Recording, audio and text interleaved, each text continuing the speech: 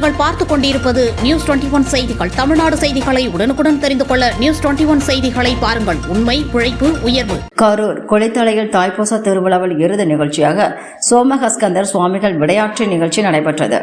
கரூர் மாவட்டம் கொளித்தலை கடம்பன்துறை காவிரி ஆற்றில் தைப்பூச தினத்தன்று 8 திசைகளில் உள்ள கொளித்தலை, ஐயர்மலை, ராஜேந்திரம், கருப்பத்தூர், முசிறி, தீயிங்கோய் மலை, வெள்ளூர், பெட்டவாய்த்தலை உள்ளிட்ட 8 ஊர் சிவாலய சோமகஸ்கந்தர் அம்பாளுடன் ரிஷப வாகனத்தில் ஒரே இடத்தில் எழுந்தொள்ளி பக்தர்களுக்கு காட்சியளிப்பார்.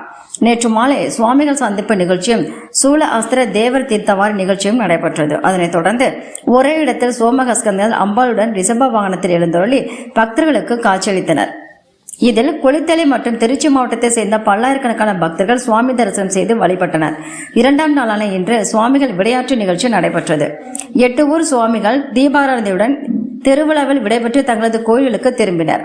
நியூஸ் 21 தமிழ்நாடு செய்திகளுக்காக கரூர் மாவட்ட செய்தியாளர் சதீஷ்.